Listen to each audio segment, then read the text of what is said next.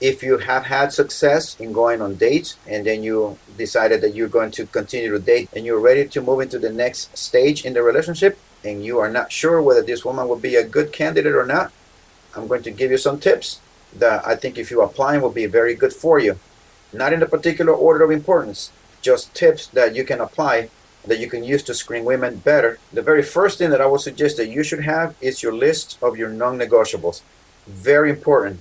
You have them, write them down, make sure what they are. Be sure that those things you are not willing to negotiate under no circumstances for anyone.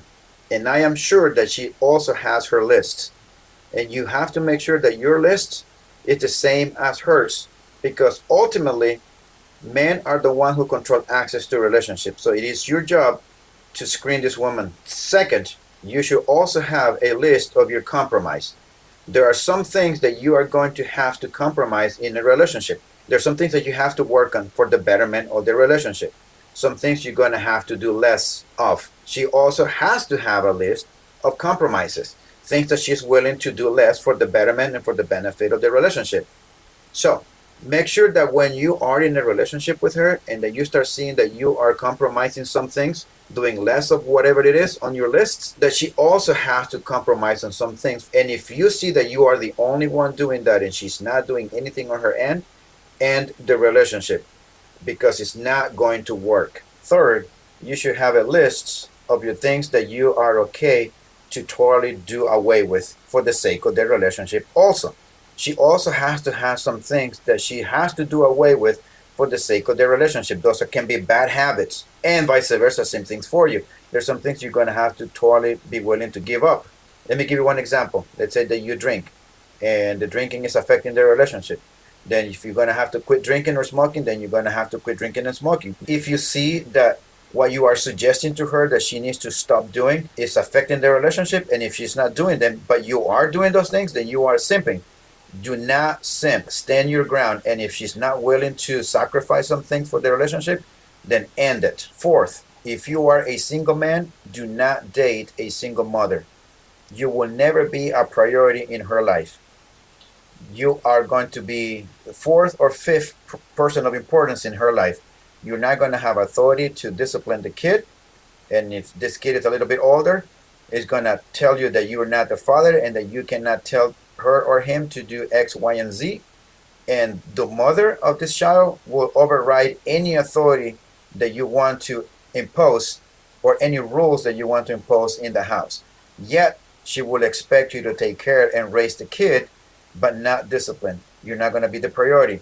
So my suggestion is do not. I'm not saying all single women, all single mothers are like that, but damn it, if you can avoid these women at all costs, do not even go that way, especially if you are a single guy. But if you are a single father, I see nothing wrong with you dating a single mother. Both of you know that you both have to deal with each other's exes. You both know what baggages you both bring into the relationship, and she knows that your kids are the most important thing in your life, and you know that her kids are the most important thing in her life. Both of you know on what grounds you both stand. 5, if she comes from a broken home, also avoid this woman. I'm not saying that every single woman that comes from a broken home is damaged, but damn it, there's a huge chance. That's another red flag that you have to pay attention. You have to spend some time in digging, doing more digging and finding out more of her situation and how she was raised and how she grew up. But if she comes from a single mother or a single father household, especially single mother, avoid this woman at all costs. End the relationship. That's my suggestion. 6, does she have her mother and her father at home? And if she does, that does not mean that everything is good either.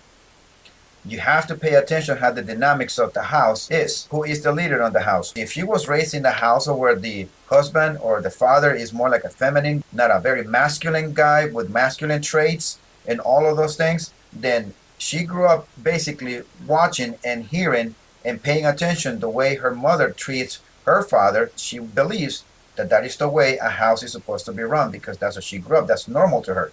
So when she marries you, she's going to want to do the same thing with you. So you have to pay attention to her family as well. Was he not just being present, but was he active in her life? Those things are very important. 7, this is huge. Pay attention to her friends. Who are her friends? Who she hangs out with?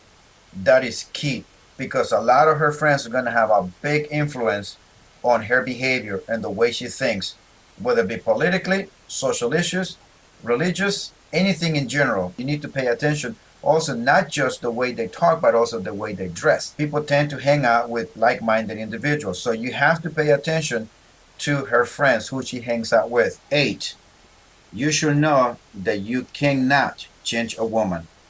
Neither a woman can change a man, and you have to be aware of this. If a woman likes girls' night out, like party, like clubbing, likes drinking, all of those things, and you might think that once you both get in the relationship and you get married and you have kids, that she will change. You will never change this woman. Yet, I said on my point 3 that there's some things that you have to compromise for the sake of the relationship. But those are things that she has to do and you have to do. But you are not going to be able to change this woman. And she will never going to be able to change you either.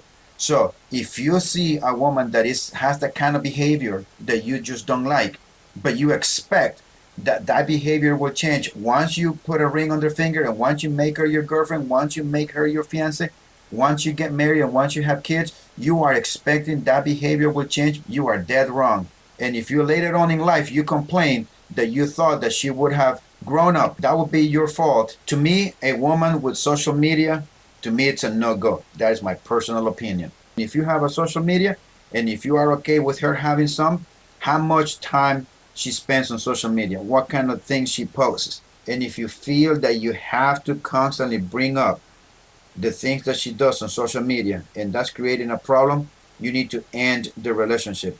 10, she believes in astrology, believes in rocks and the universe. The patriarchy is bad. Toxic masculinity is real.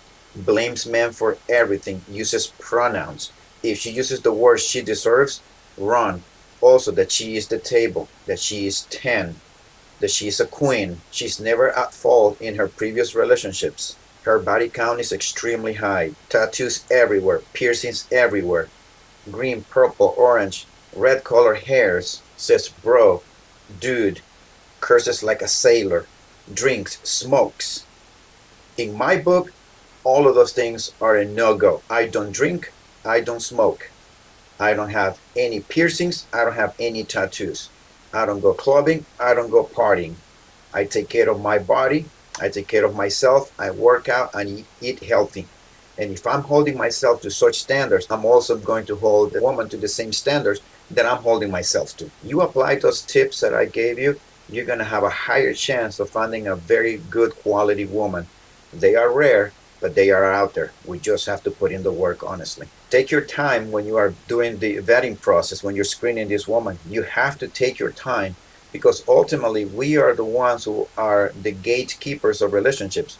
We are the ones who make those women our girlfriends. We are the ones who make them our fiancés, and we are the ones who make them our wives. So it falls upon us to do this homework and to be very careful whom we are bringing into our lives. I will encourage you to apply all those tips and take your time in the screening process. I know I said it before, but you do have to take your time. Do not rush into a relationship, because you are going to end up paying dearly down the road if things go south in your life. I'm going to expand on each of the topics that I just spoke. I'm going to elaborate a little bit more in detail. So I'm going to make 10 videos explaining each of those topics. If you know someone that can benefit from this, send them the link or bring them over here. Till next time.